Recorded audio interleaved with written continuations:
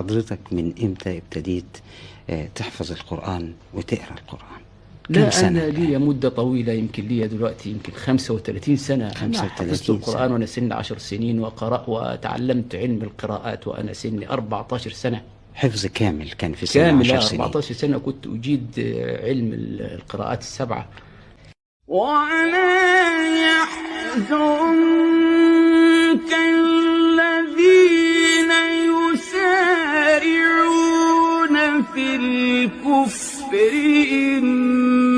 إنهم لن يضروا الله شيئا يريد